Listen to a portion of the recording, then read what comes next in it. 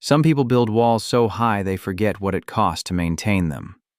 Others endure so quietly that when they finally stop holding still, the ground shifts beneath everyone who took their silence for surrender. If you've ever had to choose between protecting yourself and being seen, may you find the courage to do both when it matters most. If you're watching this, drop a like, subscribe to the channel, and comment below to let me know where you're tuning in from. I love hearing from you.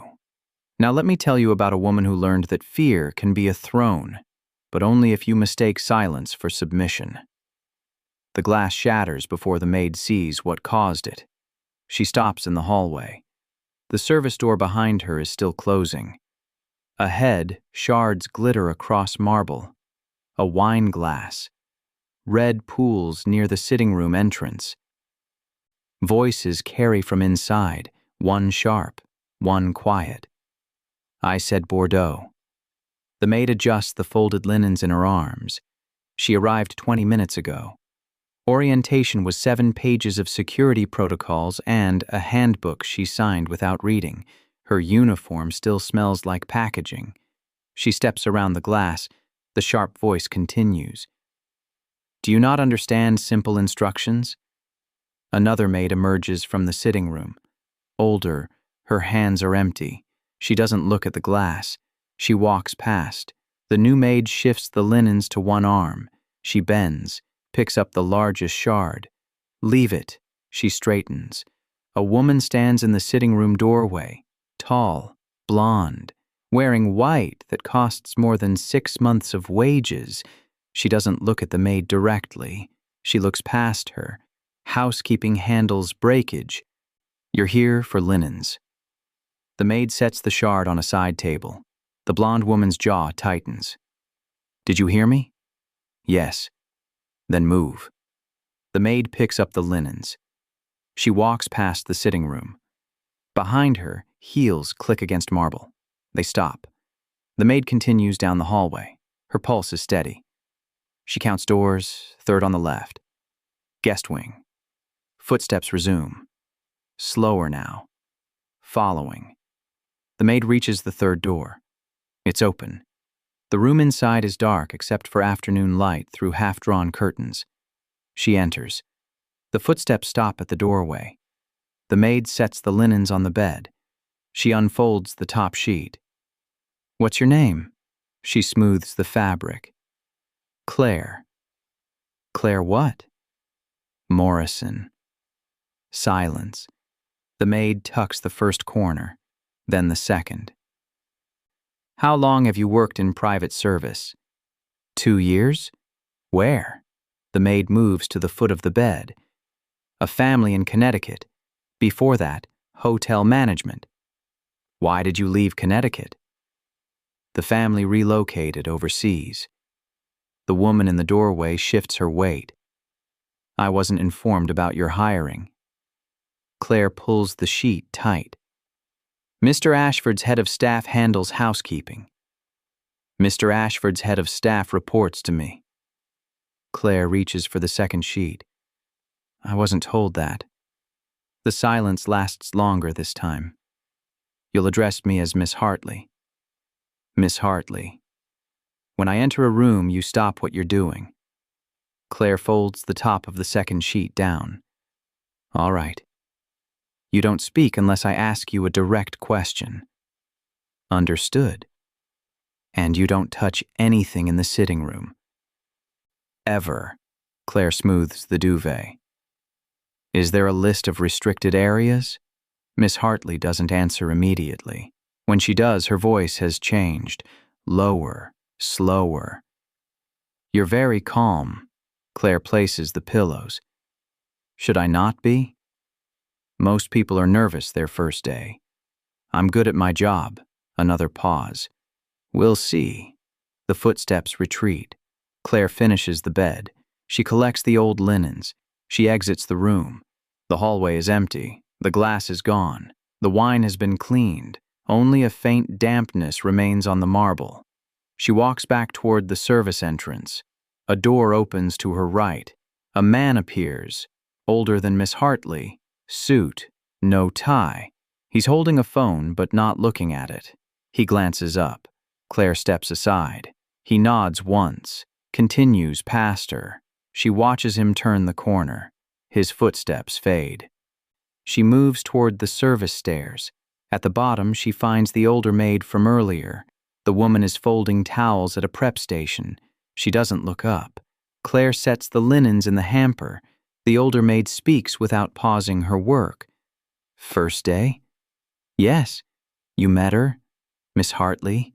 The woman's hands slow. She doesn't like new people. She made that clear. She doesn't like anyone. Claire pulls fresh linens from the shelf. How long has she been here? 8 months, since the engagement. To Mr. Ashford. The woman nods. He's gone most days. Business. She runs the house when he's not here. And when he is here?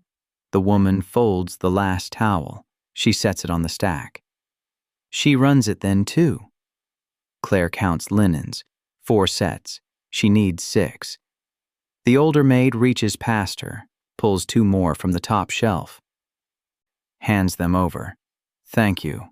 Don't thank me. Just stay out of her way. Claire balances the stack. What if I can't? The woman finally looks at her. Then you won't last 2 weeks. 6 weeks pass. Claire learns the house, the rhythms, the unspoken rules. Miss Hartley appears every morning at 6 a.m. in the sitting room. She watches Claire work. Sometimes she asks questions. Sometimes she sits in silence. She never mentions the engagement party. Neither does Claire. Mr. Ashford comes and goes. His trips grow longer. When he's home, he stays in his office. Door closed. Phone always ringing. Miss Hartley stops planning the wedding. The calendar in her suite stays open to June. The date circled. Nothing scheduled. Claire notices, says nothing. On a Tuesday in late spring, something shifts. Claire is cleaning the main hall when James emerges from his office. He's carrying a leather portfolio. He stops when he sees her. Claire. She pauses. Mr. Ashford, have you seen Victoria? She was in the sitting room an hour ago. She might still be there.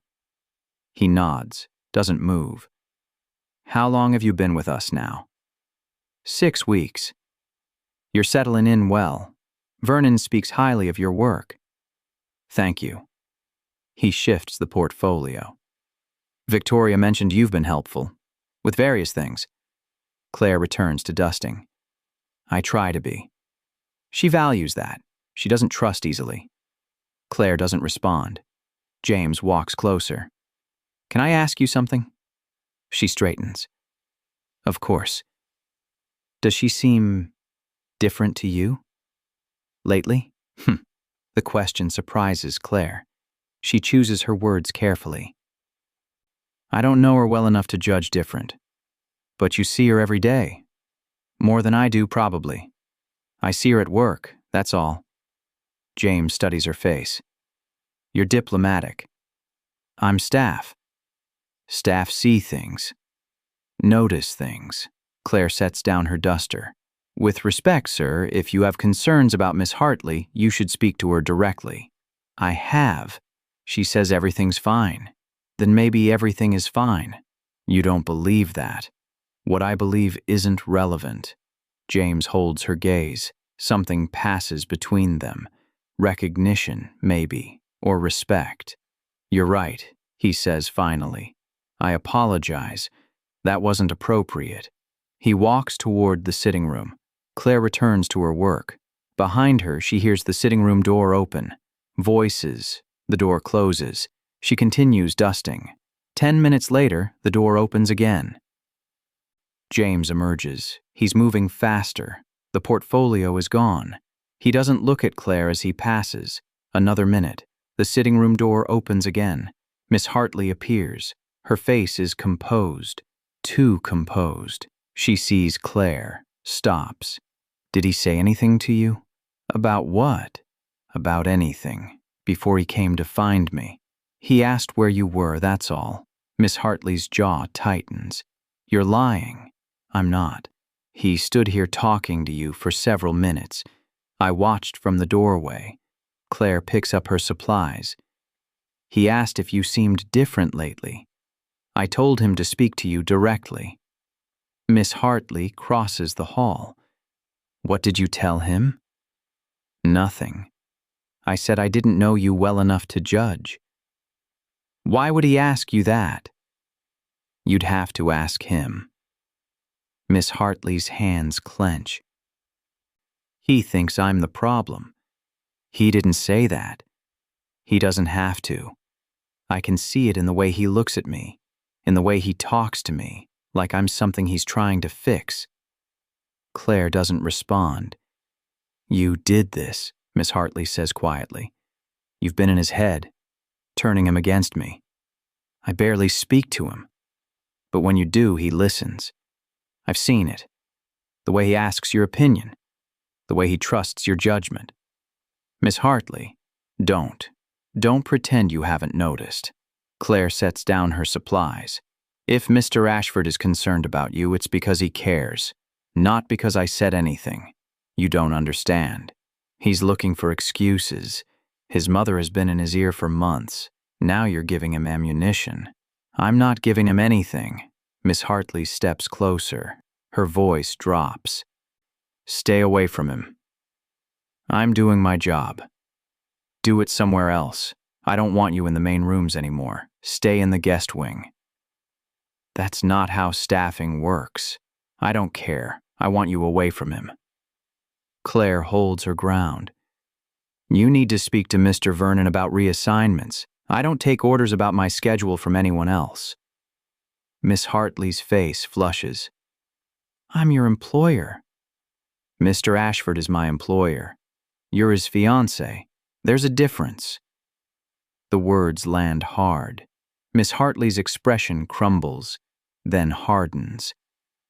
Get out of my sight. Claire picks up her supplies. She walks toward the service corridor. Behind her, she hears Miss Hartley return to the sitting room. The door slams. The next day, Claire is reassigned to the guest wing. Mr. Vernon delivers the news without explanation. Just a revised schedule and a warning to stay clear of Miss Hartley. Claire accepts it. She spends her days in the East Wing, away from the main rooms, away from Miss Hartley, away from James. But the house has other ways of bringing people together. On Thursday evening, Claire is finishing the East Wing library when someone enters behind her. She turns. James is standing in the doorway. He's in casual clothes, no suit, no phone. I didn't know anyone was here, he says. I'm almost finished. Take your time. But he doesn't leave. Claire returns to shelving books. She's aware of him watching. Victoria told me she reassigned you, he says after a moment. Yes, I wasn't consulted. That's between you and Miss Hartley. She said you two had a disagreement. Claire shelves another book. We had a conversation. About me? Claire pauses. She was concerned. I suggested she speak to you. That's all? That's all. James walks further into the library. He stops at the reading table.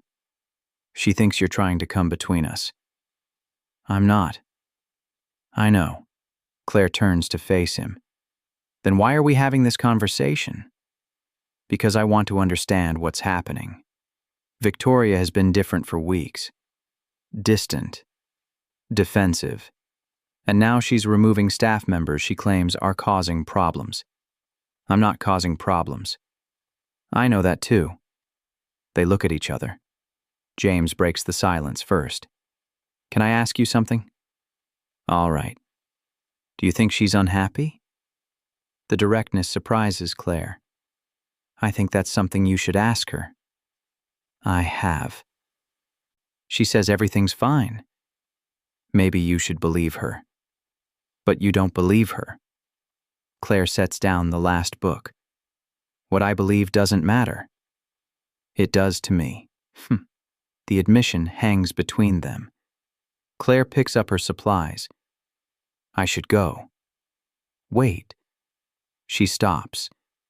James crosses the room. He's close enough now that she can see the fatigue in his face, the lines near his eyes, the tension in his jaw. "I'm not trying to put you in an uncomfortable position," he says quietly. I don't know what's real anymore. Victoria tells me one thing. My mother tells me another. Everyone has an opinion about what I should do. But no one will give me a straight answer about what's actually happening. What do you think is happening? I think my fiancé is miserable and won't tell me why. I think my mother is interfering in ways I can't control. I think I'm making everyone unhappy and I don't know how to fix it. Claire studies his face. Can I be honest? Please. You can't fix people. You can only fix circumstances. And sometimes the circumstances are broken because the foundation was wrong from the start. James absorbs this. You think Victoria and I shouldn't be together. I think you're both trying to be something you're not. And that never ends well. Based on what? You barely know us. Based on watching two people make themselves miserable trying to fit into spaces they don't belong. And where do I belong? That's not for me to say. James doesn't move. What about you? Where do you belong? The question catches Claire off guard. Here. Doing my job. That's not what I meant. I know what you meant. And, Claire picks up her caddy, and I should go. This time, James doesn't stop her. She walks past him toward the door. Claire. She pauses, doesn't turn. Thank you. For being honest. She leaves without responding. The following week, everything accelerates. Claire keeps to the guest wing. She sees Miss Hartley only at staff meetings. They don't speak. She sees James more often. The East Wing library is near his office. He finds reasons to be there, bringing documents, taking calls, always professional, always brief. But the conversations grow longer. Tuesday. He asks about her background. She gives minimal answers. He doesn't push. Wednesday. He mentions a book on organizational management. She's read it. They discuss it for 20 minutes. Thursday. He brings coffee. They talk about nothing in particular. The weather, the gardens. Small things that feel larger than they are. Friday. Miss Hartley is waiting in Claire's quarters when she arrives after her shift. She's standing near the window, arms crossed, face hard. You need to leave, Miss Hartley says without preamble. Claire sets down her bag. Excuse me? This job, this house, you need to leave. Why? You know why. Claire removes her jacket, hangs it carefully. No, I don't. Explain it to me. You're sleeping with him. The accusation lands flat, emotionless. Claire turns. I'm not. I don't believe you. That's not my problem. Miss Hartley moves away from the window. He spends hours in the East Wing now, every day, always near the library, always when you're there. He works in that wing. His office is there. His office has been there for 3 years. He's never spent this much time there before. Claire sits on the bed. She's tired. This conversation is exhausting. What do you want from me? I want you gone. Out of this house, away from him. I haven't done anything wrong. You've turned him against me. I haven't said anything to him about you. You don't have to. Just by existing, you're showing him what I'm not. Claire looks up. What? Miss Hartley's face twists. You're calm, competent. You don't need anything from anyone. You just exist, without drama, without demands. That's not, and he sees that. He sees you handling everything quietly while I'm falling apart over seating charts and flowers and things that don't matter. Claire stands. If you're falling apart, that's not because of me. Yes. It is. Because before you came here, he only had me to compare himself to. Now he has you, someone who makes everything look easy. Nothing is easy. For you it is. You don't know anything about me. I know enough. I know you came here from a failed position. I know you're working below your skill level. I know you're hiding something. Claire's jaw tightens. Everyone's hiding something. What are you hiding? Nothing that concerns you. Miss Hartley crosses to the door. She opens it. You have 2 weeks. Find another position or I'll have you fired for cause. On what grounds? I'll find grounds. Mr. Ashford won't agree to that. Miss Hartley's smile is bitter. You think he'll protect you over me? I'm his fiancée. Your staff. Then why are you worried? The question stops Miss Hartley. They stare at each other. 2 weeks, Miss Hartley repeats, or I'll make sure you never work in private service again. She leaves. The door clicks shut. Claire sits back on the bed. Her hands are shaking. She looks at them, forces them still. 2 weeks. She can find another position in 2 weeks. The agency always has openings, but something in her resists, some stubborn part that refuses to run again. She thinks about James, about their conversations, about the way he listens when she talks, really listens, about the way she feels when he's near, alert, seen, present in a way she hasn't felt in years. She pushes the thought away. He's engaged, off limits, not hers to consider. But the thought returns anyway. Saturday morning, Claire wakes early. She has the day off. She should leave the estate, find distance, clear her head. Instead, she walks the gardens. It's barely dawn. The grounds are empty except for maintenance staff in the distance. She follows stone paths between sculpted hedges and flower beds. She finds a bench near a fountain. Sits. The water runs steadily. Peaceful. Constant. She closes her eyes. You're up early. She opens her eyes. James is standing nearby. He's in running gear, slightly winded. He's been on the trails. I couldn't sleep, Claire says. Neither could I. He approaches the bench. May I? She nods. He sits. They watch the fountain. Victoria told me she gave you notice, James says after a moment. She did. I didn't approve it. She said she'd make it formal. She can't. Not without my signature. He turns to face her. I'm not signing anything. You're not going anywhere. Claire meets his eyes. Why? Because you haven't done anything wrong. She thinks I have. She's wrong. Is she? The question hangs between them. James doesn't answer immediately. When he does, his voice is quiet. What do you want me to say? The truth. The truth is complicated. Most truths are. He looks away, back at the fountain. The truth is I find myself thinking about you. More than I should. More than is appropriate. Claire's breath catches. James, let me finish. He's still not looking at her. The truth is I look forward to seeing you. To our conversations. To the way you make everything seem clearer. Simpler. Possible. You're engaged. I know. To someone who loves you. I know that too. Then why are you telling me this? He finally turns to face her. Because I don't know what else to do. Because pretending it's not happening isn't working. Because you deserve to know why Victoria is threatened by you. I'm not trying to come between you. I know. That's what makes this harder. They sit in silence. The fountain continues running. What do you want from me? Claire asks finally. I don't know. Maybe just honesty. Do you feel anything? Or is this all in my head? The question demands an answer. Claire could lie. Should lie. Should protect them both from this impossible situation. Instead, she tells the truth. I feel something. James closes his eyes. Okay. But that doesn't mean we should act on it. I know. You're engaged. You've made promises. You have a life with Victoria.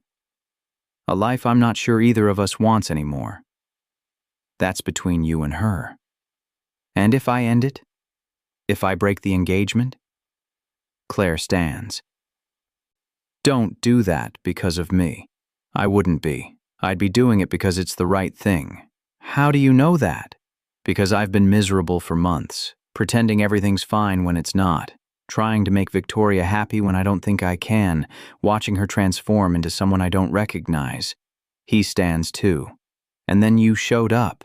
And suddenly I had something to look forward to, someone who treated me like a person instead of a project or a prize. Claire shakes her head. You're romanticizing this.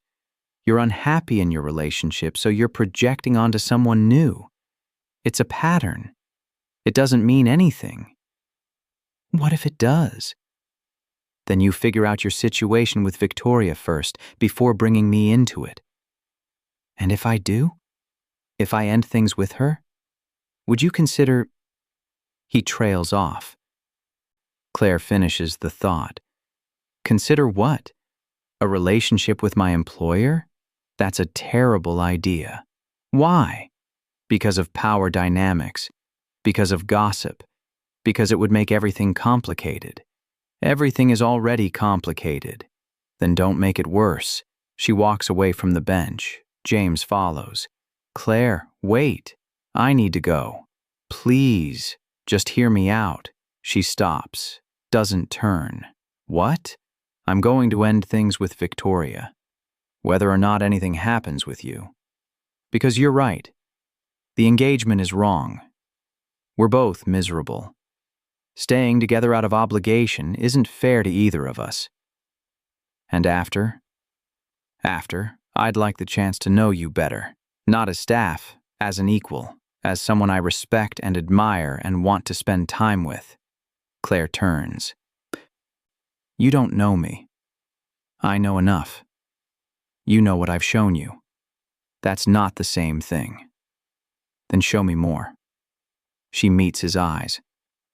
I was fired from Connecticut. Victoria was partially right. There was an affair, and I did know about it. Before everyone else. James doesn't react. And I didn't say anything. Because it wasn't my place. Because exposing it would have hurt people. But when it came out anyway, the wife blamed me, said I enabled it by staying silent. Did you? I don't know. Maybe I should have said something, but I was staff. It wasn't my business. So you left. So I was forced out. With a reputation damaged enough that agencies hesitated to place me. This job was the only one that didn't require direct family references. James absorbs this. Why are you telling me this? Because you should know who I actually am. Not some calm, competent fantasy. Someone who made mistakes. Who stayed quiet when maybe she shouldn't have. Who came here because she had nowhere else to go. That doesn't change how I feel. It should. Why? Because you deserve better than someone who's running from failure. James steps closer. We're all running from something. At least you're honest about it. Claire doesn't know what to say. He reaches out. Stops. Lets his hand fall. I'm going to talk to Victoria. Today.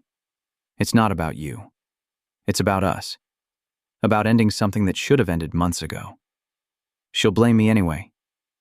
Probably. But that's not your fault.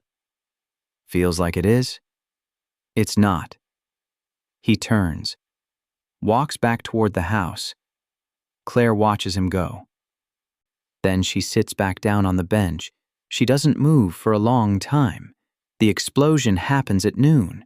Claire is in the guest wing when she hears voices, loud, carrying through closed doors. She pauses, listens. The voices are coming from the main house, the sitting room, Miss Hartley, James, both raised, both sharp. Claire shouldn't listen, shouldn't move toward the sound. She does anyway. She reaches the main corridor, stays in the shadows, enough to hear without being seen. Lying to me, Miss Hartley is saying. You've been lying for weeks. I haven't lied about anything. James's voice is measured, too controlled. I've been honest about my concerns. Your concerns. Right. Your concerns that magically appeared when she started working here. This isn't about Claire. Don't say her name like she's nothing. Like she hasn't been in your head, in your office, turning you against me. She hasn't done any of that. Then why are you ending our engagement? Silence. Claire's breath stops. Because we're not happy, James says finally. Neither of us. We haven't been for months. I'm happy. You're miserable, Victoria. You've been miserable since the engagement party. Maybe before. Because your mother makes me miserable. Because your world makes me miserable. But I can handle it. We can handle it together. I don't want you to have to handle it. I don't want you to be miserable at all. Then make your mother back off. Tell her to accept me. I've tried. She won't. Try harder. It's not just my mother. It's everything. The way you run the house. The way you treat staff. The way you've changed. I haven't changed. You've become someone I don't recognize. Someone harsh, defensive, always angry about something. I'm angry because I'm fighting, for us, for this relationship, while you're giving up. I'm not giving up. I'm accepting reality. Reality being what? That you want to be with the help? Don't. Don't what? Call it what it is? You're breaking our engagement to be with a maid. I'm breaking our engagement because it's not working. What happens after is separate. So you admit it. You want to be with her. Pause. I don't know what I want, James says, except not this. Not anymore. The sound that follows is breaking. Raw. Miss Hartley is crying. Please, she says through tears. Please don't do this. I'll change. I'll be better. I'll be whatever you need. Victoria, I love you. I've loved you since we met. I've built my entire life around you. Don't take that away from me. I'm not taking anything. I'm releasing us both from something that isn't working. It could work, if you tried, if you stopped letting everyone else influence you. This is my decision, no one else's. Liar. She's been in your ear, showing you what I'm not, making you doubt everything. She's done nothing except her job. Then why do you spend hours with her? Why do you look at her the way you used to look at me? No answer. You can't even deny it, Miss Hartley says. You can't even pretend you don't have feelings for her. My feelings for Claire are separate from my decision about us. No, they're not. She's the reason this is happening. The reason this is happening is because we're wrong for each other. We have been from the start. We just didn't want to admit it. I don't believe that.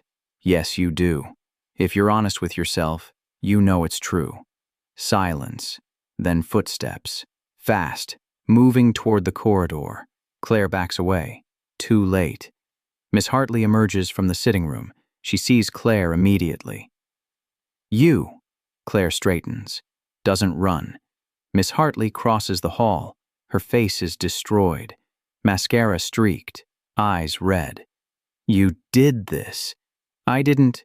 You did. You came into my house, into my life, and you took everything. I didn't take anything. He's ending our engagement because of you. He's ending it because it's not working. That's not my fault. Miss Hartley's hand swings.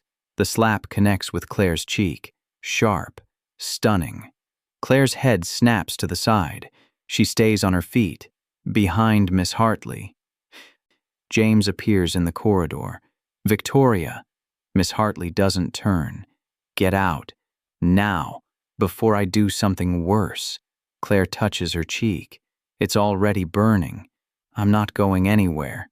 Yes, you are. You're fired, effective immediately. You can't fire me. Watch me. James steps between them. Victoria, stop. This isn't helping. Stay out of this. I can't. You just assaulted a member of staff. She deserves worse. Go upstairs, please, before you say something you can't take back. Miss Hartley's face crumples. You're choosing her over me, right now, in front of everyone. I'm not choosing anyone. I'm trying to prevent this from getting worse. It can't get worse. You've already ended us. She pushes past James, runs toward the main staircase. Footsteps recede. A door slams upstairs. James turns to Claire. Are you all right? Claire lowers her hand. I'm fine. Let me see. He reaches for her face. She pulls back. I'm fine. She hit you. I know. I was there. James runs a hand through his hair.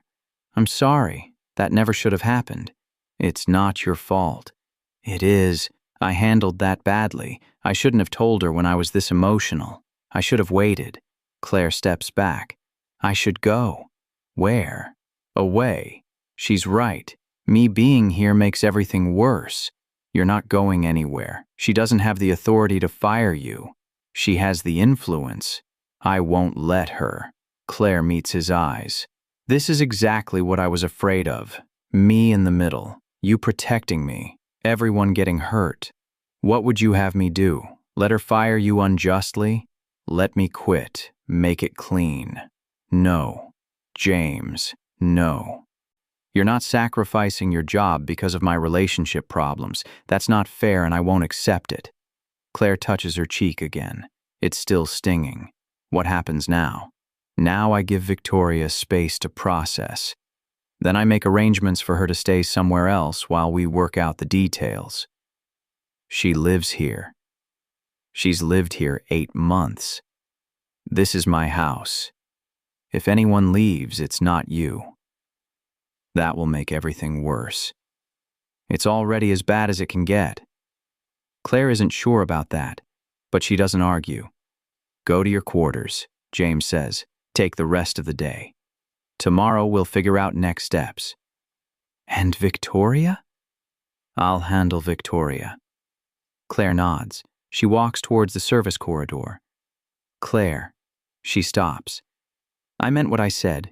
In the garden. This isn't about proximity or convenience. It's real. She doesn't know what to say to that, so she just leaves. The house changes overnight. By Sunday morning, Miss Hartley is gone. Mr. Vernon informs the staff that she's staying at a hotel while arrangements are finalized. No timeline, no details. The whispers start immediately, staff talking in corners, speculation about what happened, about who's responsible. Claire keeps her head down. She returns to her normal duties, main house, guest wing, library. She avoids James when possible, but he finds her anyway. Monday afternoon. She's in the sitting room. The irony isn't lost on her. Can we talk? James asks from the doorway. Claire sets down her cloth. All right. He enters, closes the door. How are you? Fine. Your cheek is still red. It's fading. He crosses to where she's standing. Close enough to see the faint handprint still visible on her skin. I'm sorry, he says quietly. You already apologized. I know, but I need to say it again. You didn't deserve that. Any of it. Claire returns to cleaning. What did Victoria say? A lot of things. Some fair, some not. Is she coming back? Not to live. We're discussing terms. What she wants from the dissolution. What I'm willing to provide. And after? After, she finds somewhere else. Moves on. Hopefully finds happiness. And you? He doesn't answer immediately. I don't know. Figure out what comes next, I suppose. Claire organizes supplies. You should take time. Before figuring out anything. How much time? I don't know, however long it takes to process ending a relationship. To make sure you're making decisions for the right reasons. I know my reasons. Do you? Or are you just reacting to being unhappy? James steps closer. Why are you pushing me away? I'm not. Yes, you are. Every time I try to talk to you, every time I suggest there might be something here, you redirect, you create distance. Because it's too soon. For me or for you? for both of us. What if I don't want to wait? Claire faces him. Then you're not thinking clearly. You just ended an engagement. Your fiancé assaulted me. The entire house is gossiping. And you want to rush into something new? I want to explore what this is. This is proximity. It's accessibility. It's me being available while you were unhappy. It's more than that. You don't know that. Yes, I do. How? He closes the distance between them. Because I've never felt this way about anyone. Not Victoria, not anyone before her. This feeling like if I don't talk to you, I'm missing something. Like you're the only person who sees me as I actually am. Claire's breath catches. James, tell me I'm wrong. Tell me you don't feel anything and I'll back off. I'll give you space. I'll be professional. But if there's any chance you feel what I feel, I need to know. Claire looks at him. Really looks at him. She sees exhaustion, sincerity, hope. I feel something, she admits, but feeling something isn't enough. You need time. I need time. We need distance. How much distance? Enough to know this is real and not just reaction to a bad situation. James absorbs this. How will we know? We'll know. When? When enough time has passed that choosing each other isn't choosing against someone else. He reaches for her hand, stops. Can I? She nods. He takes her hand. His grip is warm, solid. I'll wait, he says, however long it takes. But I need you to promise me something. What? That you won't disappear, that you'll stay. Give this a chance. I don't know if I can promise that. Why not? Because staying means everyone blaming me, the staff, your mother, Victoria, everyone who thinks I broke up your engagement. You didn't. They won't see it that way. I don't care what they think. You should. Reputation matters in your world. Then help me change my world. The words hang between them. Claire doesn't know what to say. Before she can respond, the door opens. Mr. Vernon appears. He stops when he sees them, their hands. I apologize. I didn't realize anyone was here. James doesn't let go of Claire's hand. What do you need, Vernon? Mrs. Ashford has arrived. She's requesting to speak with you immediately. James's jaw tightens.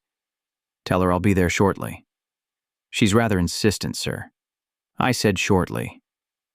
Mr. Vernon hesitates, then nods. Very good, sir.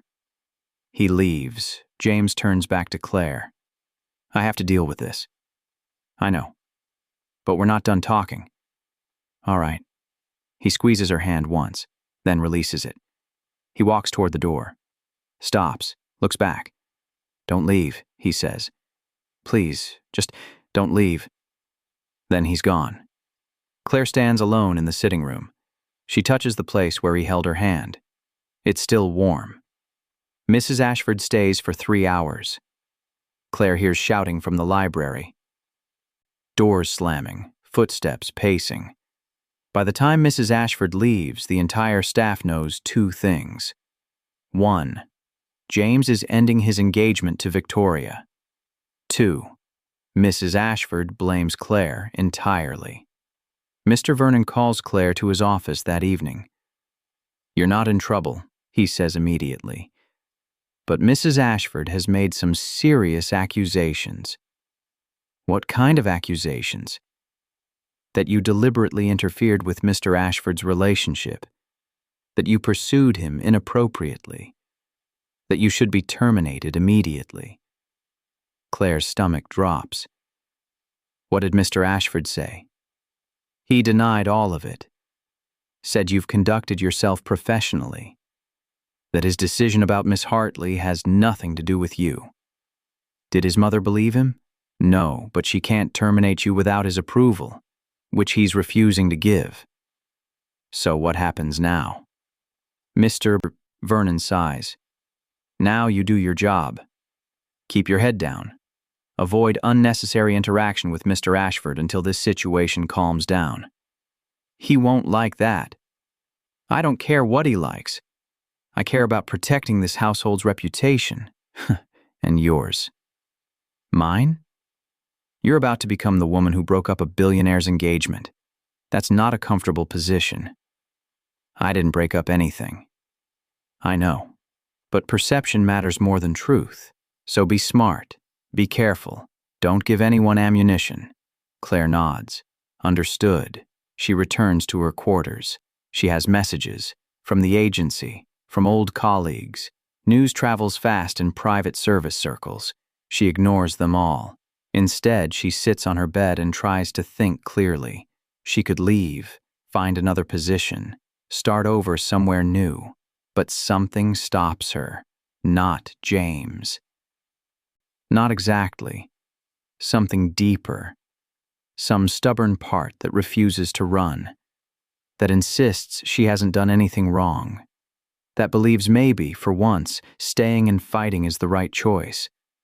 She goes to bed without deciding. Tomorrow, she thinks. Tomorrow she'll figure it out. 2 weeks pass. Claire maintains distance from James, professional only. Brief. Measured. She sees the frustration in his face.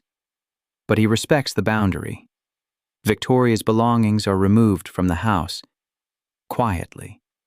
Efficiently. As though she was never there. The engagement is formally dissolved. James's lawyers handle everything. Victoria accepts a settlement. The details remain private. Mrs. Ashford appears twice more. Each time, the arguments echo through the house. Each time, James holds his ground. Staff gossip continues. Some sympathetic to Claire. Some hostile. Most just watching to see what happens next. Claire focuses on work. Until the morning, everything shifts again. She's cleaning the main hall when a woman enters through the front door. Unannounced. Unescorted. The woman is in her 60s. Elegant. Carrying herself with practiced ease. "You must be Claire," the woman says. Claire straightens. "I am. Can I help you?" "I'm Helen Chen. I'm on the board of Ashford Industries. And a family friend?" Claire recognizes the name. One of James's mother's closest associates. "Mr. Ashford isn't expecting visitors," Claire says carefully. "I'm not here to see James. I'm here to see you." That stops Claire. "Why?" "Because I need to understand something, and I think you're the only person who will tell me the truth." "I don't know what you mean." Helen crosses the hall. She sits on one of the formal chairs. "Please, sit with me." Claire hesitates, then sits. Helen studies her face. "You're not what I expected." "What did you expect?" "Someone calculating. Ambitious. Someone who saw an opportunity and seized it. That's not who I am." "I'm beginning to think that's true." Helen leans back. "Tell me how this happened." "I don't know what you mean." "Yes, you do. Tell me how you ended up in the middle of this situation." Claire considers lying, but Helen's expression is open. Curious rather than hostile. "I took a job," Claire says simply. "I did my work, that's all." "And James?" "James was unhappy. With Victoria. With his life. He made a decision based on that, not based on me. But you're a factor, I suppose. Do you have feelings for him?" The question is direct, impossible to avoid. "Yes," Claire says. Helen nods. "And he has feelings for you." "He says he does." "Do you believe him?" "I don't know. Maybe it's real. Maybe it's reaction. Time will tell." Helen smiles slightly. "You're cautious." "I've learned to be." "Good. That's smart." Helen stands. "Can I tell you something?" "All right. I've known James since he was born. Watched him grow up, build his company, navigate his mother's expectations, and I've never seen him fight for something the way he's fighting for you. He's fighting for his own autonomy. He's fighting for both. Don't minimize that. Claire doesn't respond. His mother called me, Helen continues. Asked me to convince him to reconcile with Victoria, or at minimum to remove you from the house. What did you say? I said I'd look into it. That's why I'm here. Claire's stomach tightens. To remove me? To see if you're worthy of what he's risking. And? Helen meets her eyes. I think you are. I think you're exactly what he needs. Someone real. Someone who doesn't want him for what he can provide. Someone who challenges him to be better. I'm just staff. No, you're not. Staff doesn't inspire this kind of upheaval. You're a catalyst, whether you intended to be or not. Claire stands.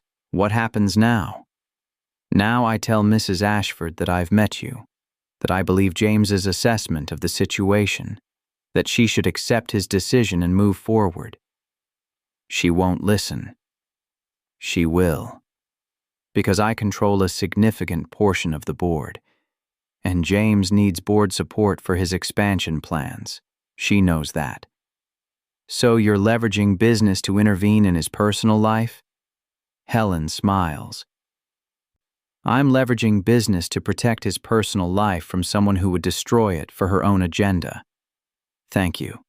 Don't thank me yet. This is far from over. Mrs. Ashford doesn't give up easily. Neither does Victoria. You're going to face significant opposition. I know. Can you handle it? Claire thinks about Connecticut, about being blamed for things that weren't her fault, about walking away. Yes, she says. I can handle it. Helen nods. Good. Because James needs someone who won't break under pressure, someone who knows her own strength. She walks toward the door, pauses. One more thing. Yes? Be patient with him. He's learning how to choose himself instead of obligation. That's harder than it sounds. I will. Helen leaves. Claire stands alone in the main hall. Something has shifted. Some invisible weight has lightened. She returns to her work. That evening, James finds her in the library. Helen Chen was here today, he says. I know, we spoke. What did she say?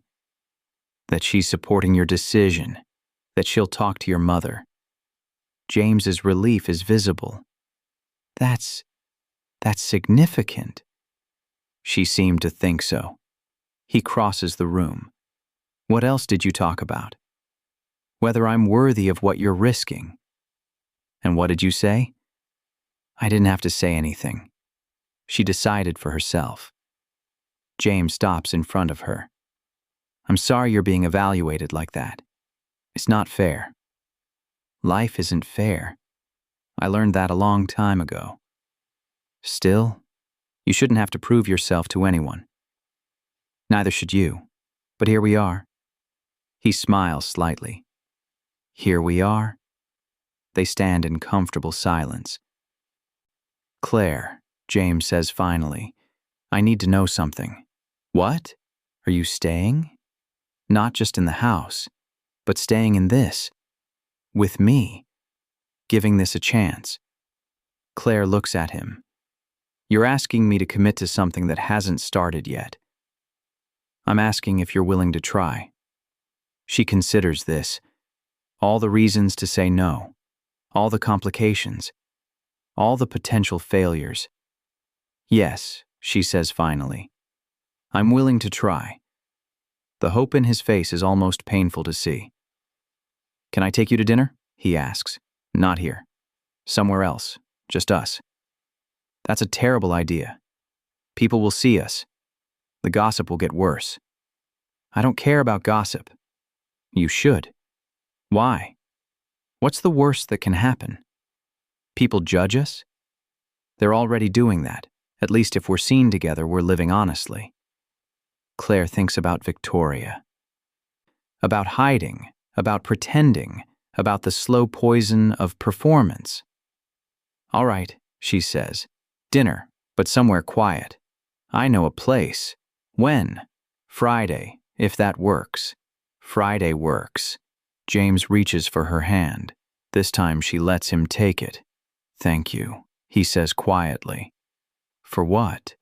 "For giving me a chance, for not disappearing when things got hard.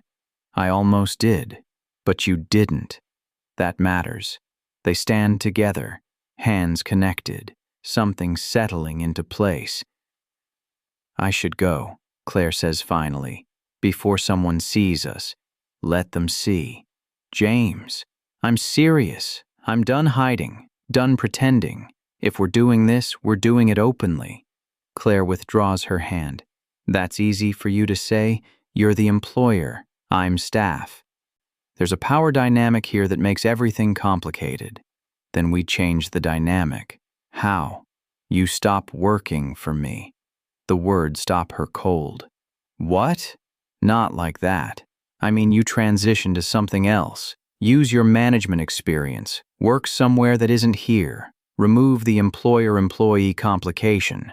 I need this job. You need income. I can help with that while you find something better. That's just dependency in a different form." James runs a hand through his hair. "Then what do you want? How do we make this work?" "I don't know. I just know I'm not comfortable jumping from staff to girlfriend overnight. That's not fair to either of us. So what do? We take it slow. We have dinner. We talk. We figure out who we are together before trying to label it." "How slow?" "However slow it needs to be." James absorbs this. "All right, slow. I can do slow." "Can you?" "I'll try." Claire smiles slightly. "That's all I'm asking." She walks toward the door. "Claire?" She stops. "Thank you for being patient with me, for not making this easy. If I made it easy, you wouldn't respect me." "True." She leaves. Behind her, she hears him exhale. Long, slow, relieved. Friday comes. Claire dresses carefully. Not too formal, not too casual.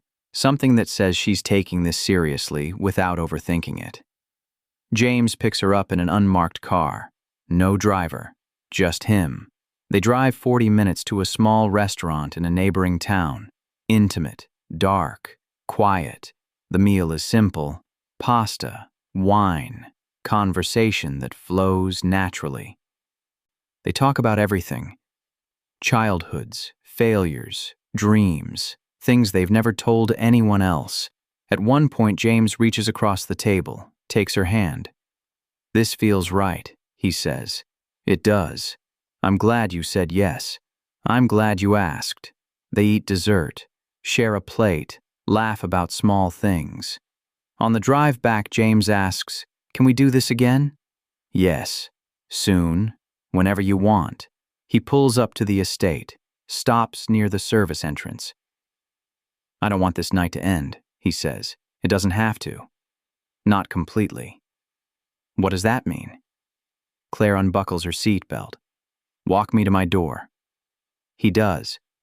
They stand outside her quarters. The night is cool, quiet. "Thank you for tonight," Claire says. "Thank you for coming." She steps closer. "James?" "Yes?" "You can kiss me, if you want." He doesn't need to be told twice. The kiss is gentle, searching, finding something real. When they break apart, both are smiling. "I should go inside," Claire says. "Probably. Will I see you tomorrow?" "Definitely." She opens her door, pauses. "James?" "Yes?" "I'm glad I stayed." "Me too." She goes inside. He waits until her light turns on. Then he walks back to the main house. The next 3 months transform everything. Claire and James navigate their relationship carefully.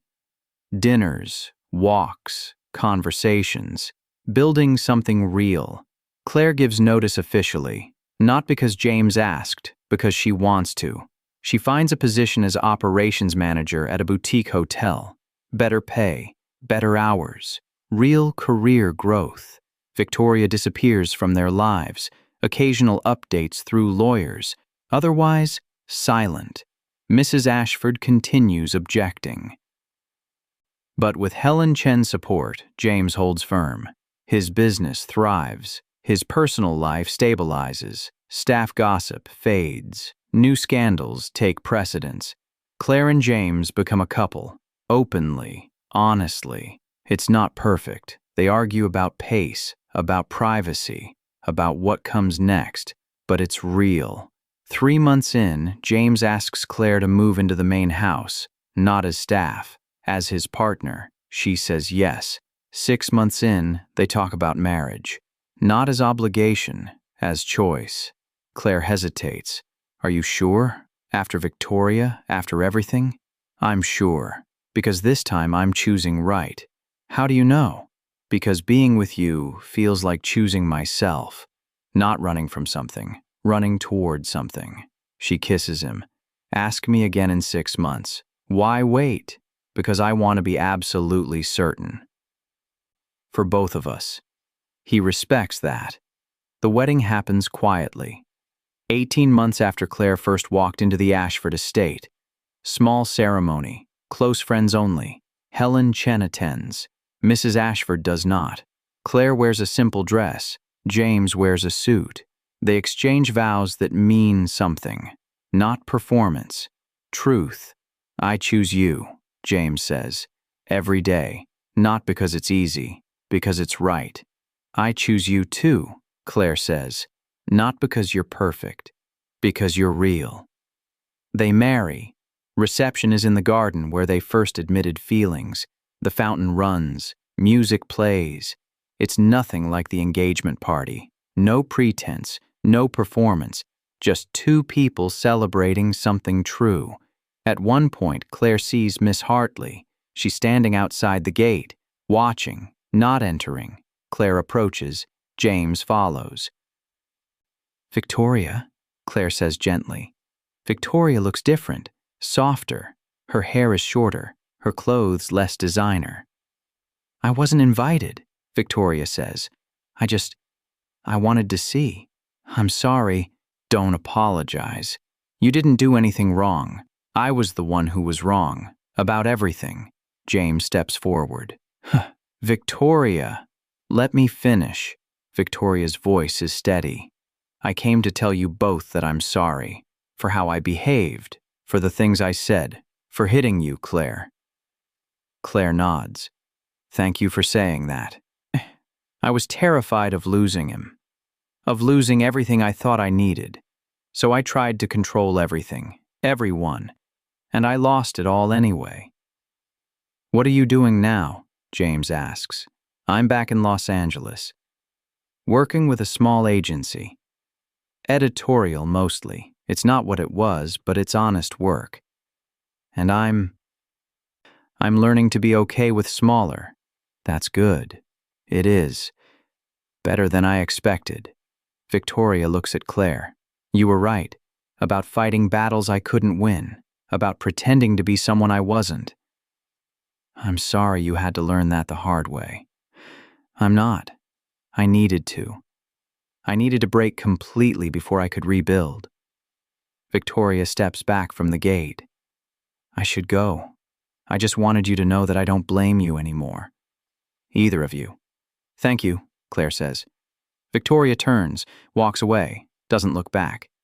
Claire and James return to the reception. That was unexpected, James says, but good. Yes, good. They rejoin their guests, dance, celebrate, live. 1 year later, Claire is in the sitting room, not cleaning, just sitting. She's holding coffee, reading emails on her tablet. The hotel promotion came through. Director of Operations now. Real authority. Real growth. James enters. Kisses her head. Morning. Morning. Vernon is finalizing the donor list for the foundation launch. The one supporting displaced workers? Yes.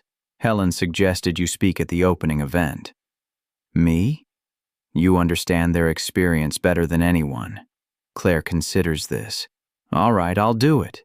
James sits beside her. How does it feel, being back in this room? Different. Better. It's not a battlefield anymore. It never should have been. But it was. And that's okay. We learned from it. They sit together in comfortable silence. The morning sun fills the room. The same room where glass once shattered, where control was fought and lost and fought again. Now it's just a room. Beautiful, peaceful, no longer weaponized. Claire sets down her tablet. I need to finish getting ready. Staff meeting at 9? At the hotel? Yes. We're launching the new training program today. James smiles. You love it there. I do. It's mine. Not because of you. Because I built it. That's exactly as it should be. She kisses him. Stands. Walks to the door. She pauses. Looks back at the sitting room. She remembers the first time she entered it. The broken glass. The sharp voice. The fear underneath everything. She remembers Miss Hartley on the sofa. Crying. Falling apart. She remembers the moment she chose to stay instead of run. All of it led here. To this morning. This life. This choice. She turns off the light. Closes the door. Walks toward the future she chose for herself. Behind her, James follows. Together they leave the sitting room behind. Not because they're running from it. Because they don't need it anymore. The house continues around them, staff working, routines flowing, life moving forward. In the kitchen, a new maid asks about Claire. Who is she exactly? Mr. Vernon smiles.